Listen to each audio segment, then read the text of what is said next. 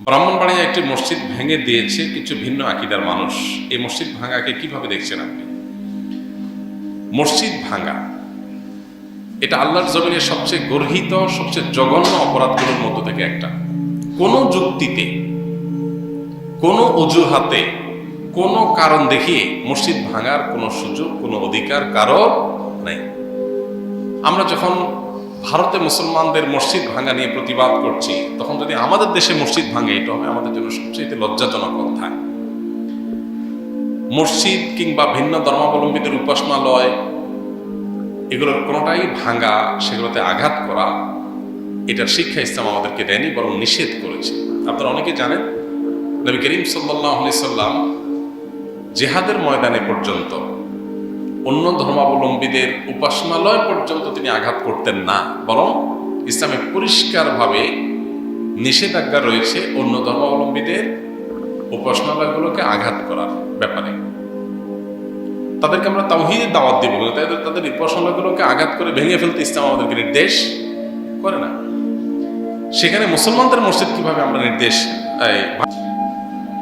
কেউ যদি কোনো ভুল করে, কোনো বাড়াবাড়ি করে, তার প্রতিকারের আপনি বহু পথ অবলম্বন করতে পারেন। তারপরে আল্লাহর ঘরে আঘাত করতে পারেন না। আল্লাহর ঘর তো আল্লাহর ঘর। কেউ যদি কোনো মসজিদ আল্লাহর ঘরের জন্য জমি ওয়াকফ করে থাকে, দান করে দিয়ে থাকে, তখন সেটা আল্লাহর ঘর হয়ে যায়, এটা মালিক আল্লাহ। ওইটাতে আঘাত করা, এটা শরিয়াতে সবসময় নিন্দনীয়। এই জন্য কোনো যুক্তিতেই মসজিদে আঘাত করা জায়েজ নয়। আমরা নবী সাল্লাল্লাহু আলাইহি সাল্লামের সিরাতের কথা জানি। কেউ যদি কোনো উপাসনালয়ে, কোনো গির্জা প্যাগোডাতে আশ্রয় নেয়, তাকে নবী সাল্লাল্লাহু আলাইহি সাল্লাম ইবাদতরত অবস্থায় থাকে, তাকে হত্যা করতে নবী সাল্লাল্লাহু আলাইহি সাল্লাম নিষেধ করেছেন। তাহলে অন্য ধর্মাবলম্বীদের ব্যাপারে যদি আমাদের এই অবস্থান থাকে, তাহলে আমার মুসলমান ভাই, তার সাথে ভিন্ন চিন্তা, ভিন্ন আকীদা, ভিন্ন বিশ্বাস এর কারণে মত পার্থক্য থাকতে পারে। এমনকি কেউ কোনো ক্ষেত্রে বাড়াবাড়ি করতে পারে, সীমা লঙ্ঘন করতে পারে, কোনো ভুল করতে পারে, সেটার হাজারটা সমাধানের পথ আমরা বের করতে পারি। তাই বলে মসজিদে আঘাত করা, এটা কখনো সমাধান হতে পারে না। বাংলাদেশ এই ক্ষেত্রে আমাদের আশেপাশের যেই কোনো দেশের চাইতে ভালো একটা অবস্থানে আছে, যে আমাদের দেশে আলহামদুলিল্লাহ পরমত সহিষ্ণুতা এই লেভেলে আছে যে আমাদের পার্শ্ববর্তী ভারত কিংবা পাকিস্তানে পর্যন্ত ভিন্ন চিন্তার মানুষদের উপাসনায় আঘাত করা, এমনকি মসজিদে এক মুসলমানদের একটা গ্রুপ আরেক গ্রুপের মসজিদে আঘাত করা, এগুলো পাকিস্তানে প্রচুর পাওয়া যায়। কিন্তু আমাদের দেশে আলহামদুলিল্লাহ এগুলো নাই। আমাদের এই ঐতিহ্যটাকে ধরে রাখার চেষ্টা করা উচিত।